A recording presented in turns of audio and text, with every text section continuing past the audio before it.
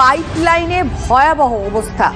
কারণ অগ্নিকাণ্ডের জেরে হলদিয়া পাঁশকুড়া রুটে ট্রেন চলাচলও কিন্তু এখন আপাতত বন্ধ রয়েছে। অবস্থা কি আমরা জানবো আমাদের প্রতিনিধির কাছ থেকে। এই মুহূর্তে স্পট থেকে সৌমেন আমাদের সাথে রয়েছেন। সৌমেন,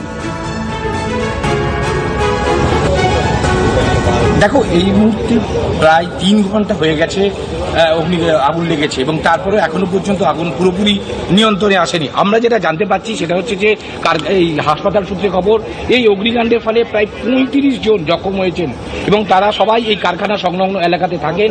5 জনের অবস্থা আশঙ্কাজনক, তাদেরকে তমলুক মেডিকেল কলেজে স্থানান্তরিত করা হয়েছে।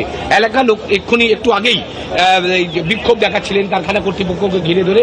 তাদের দাবি হচ্ছে যে উদ্ধার কার্যে গাফিলতি করেছে কারখানা কর্তৃপক্ষ। তারা আগে থেকে যদি ব্যবস্থা গ্রহণ করতেন তাহলে কিন্তু সেই জিনিসটা হতো না। কিন্তু এখন দেখা যাচ্ছে যে আগুন নিয়ন্ত্রণে এখনো পর্যন্ত 12টি অগ্নি নির্বাপক গাড়ি এসেছে, তারপরেও কিন্তু আগুন নিয়ন্ত্রণে আসছে না। 3 দিক থেকে আগুনের জল দেওয়া হচ্ছে, ফোম দেওয়া হচ্ছে, তারপরেও আগুনকে কিছুতেই কন্ট্রোলে আনতে পারছেন না দমকলের কর্মীরা। বিভিন্ন জায়গা থেকে আরও অগ্নি নির্বাপক গাড়িকে ডাকা হয়েছে যে কীভাবে, কারণ জল এছাড়াও অগ্নি নির্বাপক গাড়ি ছাড়াও রাস্তা ধোয়ার জন্য যে গাড়ি, সেই গাড়িও প্রায় 10টি এসছে, তারাও জল দিচ্ছে। কিন্তু জল দিলে আগুন আরও তীব্রতা বাড়ছে বলে তাদের দমকল কর্মীরা জানাচ্ছেন। কীভাবে আগুন নিয়ন্ত্রণে আসবে সেটা নিয়ে যথেষ্ট উদ্বিগ্ন দমকল কর্মীরা। তবে হলদিয়া পেট্রোকেমিক্যালস কর্তৃপক্ষ থেকে জানানো হয়েছে যে এই কীভাবে আগুন লাগলো, কি কেন লাগলো সেটা নিয়ে তারা তদন্ত করবেন এবং তাদের প্রথম কাজ হচ্ছে যাতে কর্মীরা এবং পার্শ্ববর্তী এলাকায় যারা থাকেন তাদের সুরক্ষাটাই তাদের কাছে মূল কাজ, সেটা তারা চেষ্টা করছে। এক্স্যাক্টলি যেখানে আগুনটা লেগেছে রেল লাইন থেকে দূরত্ব কতটা মোটামুটি?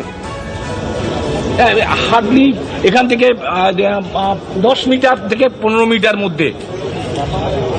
হলদিয়া পাঁশকুড়া যে রেল লাইন রয়েছে, একদম আমরা দেখতে পাচ্ছি এই যে রেল লাইন, এই রেল লাইন থেকে ঠিক 10-15 মিটার 20 মিটারের মধ্যে আগুনটা লেগেছে এবং সেই জন্য পুরোপুরি হলদিয়া আর পাঁশকুড়া রেল চলাচল বন্ধ করে দেওয়া হয়েছে রেলের তরফে এবং বিদ্যুৎ সংযোগও পুরোপুরি বন্ধ করে দেওয়া হয়েছে যাতে না বিদ্যুতের সংযোগ লেগে আরও বড় দুর্ঘটনা ঘটে। তুমি নজর রাখো, কারণ এই মুহূর্তে যে খবর আমাদের কাছে আসছে, এই অগ্নিকাণ্ডে জখম 35 জন হলদিয়া মহকুমা হাসপাতালে ভর্তি রয়েছে। বেশিরভাগই রেল লাইনের ধারে বস্তির বাসিন্দা, আর তাদের মধ্যে আশঙ্কাজনক 5 জনের অবস্থা।